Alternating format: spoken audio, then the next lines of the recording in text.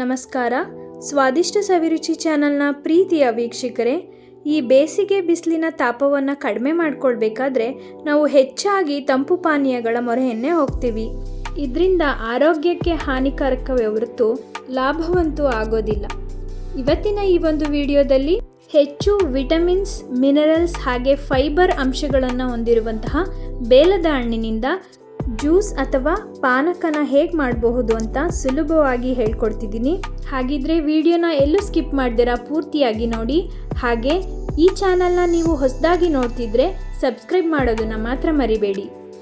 ಬೇಲದ ಹಣ್ಣಿನ ಜ್ಯೂಸ್ನ ಮಾಡಲಿಕ್ಕೆ ನಾನಿಲ್ಲಿ 2 ದಪ್ಪ ಗಾತ್ರದ ಬೇಲದ ಹಣ್ಣನ್ನು ಮೇಲ್ಗಡೆ ಇರುವಂತಹ ಸಿಪ್ಪೆಯನ್ನು ಹೊಡೆದು ಅದರಲ್ಲಿರುವಂತಹ ತಿರುಳನ್ನು ಒಂದು ಪಾತ್ರೆಗೆ ಹಾಕೊಳ್ತೀನಿ. ಈ ಒಂದು ಬೇಲದ ಹಣ್ಣು ಹೆಚ್ಚು ಹುಳಿ ಅಂಶವನ್ನು ಹೊಂದಿರುತ್ತೆ. ಗ್ಯಾಸ್ಟ್ರಿಕ್ ಇರುವಂಥವರು ಹೆಚ್ಚಾಗಿ ಬಳಸಬಾರ್ದು ಅಂತ ಹೇಳ್ತಾರೆ. ಈ ಒಂದು ಪಾನಕವನ್ನು ನಾನು ಗ್ಯಾಸ್ಟ್ರಿಕ್ ಇರೋರು ಸಹ ಕುಡಿದ್ರೂ ಸಹ ಏನೂ ತೊಂದರೆ ಆಗೋದಿಲ್ಲ, ಆ ರೀತಿಯಲ್ಲಿ ಮಾಡ್ತಿದ್ದೀನಿ. ಹಾಗಿದ್ರೆ ನೀವು ವಿಡಿಯೋನ ಪೂರ್ತಿಯಾಗಿ ನೋಡಬೇಕು. ತಿರುಳನ್ನು ಒಂದು ಪಾತ್ರೆಗೆ ಹಾಕಿದ್ಮೇಲೆ ಸ್ವಲ್ಪ ನೀರನ್ನೇ ಹಾಕ್ಕೊಂಡು ಹಣ್ಣನ್ನು ಮ್ಯಾಶ್ ಮಾಡ್ಕೊಳ್ಬೇಕು. ನೋಡಿ, ನಾನು ಸ್ವಲ್ಪನೇ ನೀರು ಹಾಕ್ಕೊಂಡು ಹಣ್ಣನ್ನು ಮ್ಯಾಶ್ ಮಾಡ್ಕೊಳ್ತಿದ್ದೀನಿ. ಹಾಗೆಯೇ ಇದನ್ನು 20 ನಿಮಿಷ ಒಂದು ಪ್ಲೇಟನ್ನು ಮುಚ್ಚಿ ಪೂರ್ತಿಯಾಗಿ ನೆನೆಯಲಿಕ್ಕೆ ಬಿಡ್ತೀನಿ. ಬೇಲದ ಹಣ್ಣು ಹೆಚ್ಚು ಹುಳಿ ಇರೋದ್ರಿಂದ ಇದಕ್ಕೆ ಬೆಲ್ಲ ಯೂಸ್ ಮಾಡಿದ್ರೇ ತುಂಬ ರುಚಿ ಇರುತ್ತೆ. ನಾನಿಲ್ಲಿ 250 ಗ್ರಾಮ್ ಅಷ್ಟು ಅಂದರೆ 1 ಕಪ್ ಅಷ್ಟು ಆರ್ಗ್ಯಾನಿಕ್ ಬೆಲ್ಲದ ಪುಡಿನ ತೊಗೊಂಡಿದ್ದೀನಿ. ಸೊ ಆರ್ಗ್ಯಾನಿಕ್ ಬೆಲ್ಲ ಇಲ್ಲ ಅಂತಂದರೆ ನೀವು ನಾರ್ಮಲ್ ಬೆಲ್ಲನೇ ಯೂಸ್ ಮಾಡ್ಬೋದು. ಬೆಲ್ಲ ಕರಗಬೇಕಂದ್ರೆ 1/4 ಲೀಟ್ರಷ್ಟು ನೀರನ್ನು ಹಾಕಿ ಚೆನ್ನಾಗಿ ಮಿಕ್ಸ್ ಮಾಡಿ ಅದನ್ನು ತೆಗೆದಿಡಬೇಕು ಬೆಲ್ಲ ಕರಗೋ ತನಕ. ಬೆಲ್ಲ ಕರಗೋ ಅಷ್ಟರಲ್ಲಿ ನಾನೇನು ಬೇಲದ ಹಣ್ಣನ್ನು ಮ್ಯಾಶ್ ಮಾಡಿ ನೀರನ್ನು ಹಾಕಿ ನೆನೆಯಲಿಕ್ಕೆ ಬಿಟ್ಟಿದ್ದೆ ಅದನ್ನು ಇವಾಗ ಮತ್ತೆ ಮ್ಯಾಶ್ ಮಾಡಿಬಿಟ್ಟು ಇನ್ನೊಂದು ಪಾತ್ರೆಗೆ ಅದನ್ನು ನಾವು ಸ್ಟ್ರೈನ್ ಮಾಡ್ಕೊಳ್ಬೇಕು. ಬೀಜ ಹಾಗೆಯೇ ಪಲ್ಪನ್ನು ಬೇರ್ಪಡಿಸ್ಕೊಳ್ಬೇಕು. ನೋಡಿ, ಈ ಥರ ಸ್ವಲ್ಪನೇ ಹಾಕ್ಕೊಂಡು ಜಾರ್ಲಿಗೆ ಸ್ಟ್ರೈನ್ ಮಾಡ್ಕೊಳ್ತಾ ಇದ್ದೀನಿ.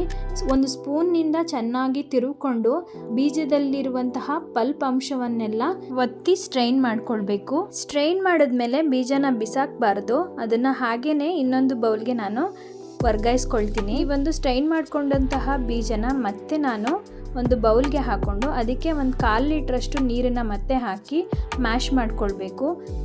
ಅಥವಾ ಕೈಯಿಂದನಾದರೂ ನಾವು ಚೆನ್ನಾಗಿ ಕಿವುಚ್ಕೊಳ್ಬಹುದು. ಇವಾಗ ಈ ರೀತಿ ಮ್ಯಾಶ್ ಮಾಡಿದ್ಮೇಲೆ ಮತ್ತೆ ನಾವು ಅದನ್ನು ಜಾರ್ಲಿಯಿಂದ ಸ್ಟ್ರೈನ್ ಮಾಡ್ಕೊಳ್ಬೇಕು. ಈ ಒಂದು ಹಂತದಲ್ಲಿ ನಾವು ಬರೀ ಬೀಜನ ಬಿಸಾಡಬೇಕು. ಪಲ್ಪನ್ನು ಈ ರೀತಿ ನಾನು ಬೇರ್ಪಡಿಸ್ಕೊಳ್ತಿದ್ದೀನಿ. ಪಲ್ಪನ್ನು ಜ್ಯೂಸ್ಗೆ ಹಾಕ್ಕೊಳ್ತೀನಿ. ಯಾಕಂದರೆ ಫೈಬರ್ ಅಂಶ ಆ ಪಲ್ಪಲ್ಲೇ ಇರೋದ್ರಿಂದ ಎಲ್ಲ ಪಲ್ಪನ್ನು ಸಹ ಬಿಸಾಡಬಾರ್ದು. ನಾವು ಬೀಜನ ಮಾತ್ರ ನಾವು ಬಿಸಾಡಬೇಕಾಗುತ್ತೆ. ಸ್ವಲ್ಪನೇ ನೀರು ಹಾಕ್ಕೊಂಡು 1-2 ಬಾರಿ ಹಣ್ಣಿನ ಅಂಶ ಎಲ್ಲ ಬೀಜದಿಂದ ಬೇರ್ಪಡೋ ರೀತಿಯಲ್ಲಿ ನೀರನ್ನು ಹಾಕ್ಕೊಂಡು ಸ್ಟ್ರೈನ್ ಮಾಡ್ಕೊಳ್ಬೇಕು. ಒಟ್ಟಾರೆ 1/2 ಲೀಟರ್ ನೀರನ್ನ ಬಳಸಿದ್ದೀನಿ. ಹಾಗೆಯೇ ಬೆಲ್ಲ ಕರಗಿದ ನೀರು ಸಹ 1/2 ಲೀಟರ್ ಇರುತ್ತೆ. 2 ಹಣ್ಣಿನಿಂದ ನಾವು 1 ಲೀಟ್ರಷ್ಟು ಜ್ಯೂಸನ್ನು ಮಾಡಬಹುದು. ಇವಾಗ ಹಣ್ಣಿನ ರಸದ ಜೊತೆಗೆ ಬೆಲ್ಲನ ಹಾಕ್ಕೊಳ್ಬೇಕು. ನಾನೇನು ಪಾತ್ರೆಗೆ ಬೆಲ್ಲ ಹಾಕಿ ನೀರು ಹಾಕಿ ಕರಗಲಿಕ್ಕೆ ಇಟ್ಟಿದೆ. ಈಗ ಬೆಲ್ಲ ಎಲ್ಲ ಪೂರ್ತಿಯಾಗಿ ಕರಗಿದೆ. ಇವಾಗ ಬೆಲ್ಲದ ನೀರನ್ನು ಹಣ್ಣಿನ ರಸದ ಜೊತೆ ಸೋರಿಸ್ಕೊಂಡು ಹಾಕ್ಕೊಳ್ಬೇಕು. ಬೆಲ್ಲದಲ್ಲಿ ಸಣ್ಣ ಕಲ್ಲಿರುತ್ತೆ, ಅದಕ್ಕೆ ನಾವು ಜಾರ್ಲಿಯಿಂದ ಸೋರಿಸ್ಕೊಳ್ಬೇಕು. ಬೇಲದ ಹಣ್ಣಿನ ಜ್ಯೂಸ್ನ ರುಚಿ ಹೆಚ್ಚಾಗಬೇಕಂದ್ರೆ ಇದಕ್ಕೆ ಸ್ವಲ್ಪ ಅಂದರೆ 1/4 ಚಮಚದಷ್ಟು ಏಲಕ್ಕಿ ಪುಡಿ, ಹಾಗೆಯೇ ಸ್ವಲ್ಪ ಮೆಣಸಿನ ಪುಡಿ, ಹಾಗೆಯೇ ಸ್ವಲ್ಪ ಜೀರಿಗೆ ಪುಡಿ, 1 ಚಿಟಿಕೆಯಷ್ಟು ಉಪ್ಪು, ಹಾಗೆಯೇ 1 ಚಮಚದಷ್ಟು ಸಕ್ಕರೆ. ಮೆಣಸು ಪುಡಿ ಹಾಗೆ ಜೀರಿಗೆ ಪುಡಿನ ಹಾಕೋದ್ರಿಂದ ಅಸಿಡಿಟಿ ಆಗೋದಿಲ್ಲ, ಹಾಗೆಯೇ ಶೀತ ಸಹ ಆಗೋದಿಲ್ಲ. ಇವಾಗ ಬೇಲದ ಹಣ್ಣಿನ ಜ್ಯೂಸು ರೆಡಿ ಇದೆ. ಹೀಗೇ ಸರ್ವ್ ಮಾಡಬಹುದು ಅಥವಾ ಒಂದು 30 ನಿಮಿಷ ಇದನ್ನು ಫ್ರಿಡ್ಜ್ನಲ್ಲೂ ಸಹ ಇಟ್ಟು ನಂತರ ಇದನ್ನು ಸರ್ವ್ ಮಾಡಿದ್ರೆ ಆರೋಗ್ಯಕರವಾದಂತಹ ದೇಸಿ ತಂಪು ಪಾನೀಯ ಕುಡಿಲಿಕ್ಕೆ ಸಿದ್ಧವಾಗಿರುತ್ತೆ.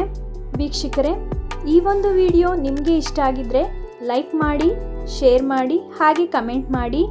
ಇನ್ನು ಹೆಚ್ಚಿನ ಆರೋಗ್ಯಕರ ರೆಸಿಪಿಗಾಗಿ ಪಕ್ಕದಲ್ಲಿ ಕಾಣುವಂತಹ ಬೆಲ್ ಐಕಾನನ್ನು ಕ್ಲಿಕ್ ಮಾಡಿ. ಧನ್ಯವಾದಗಳು.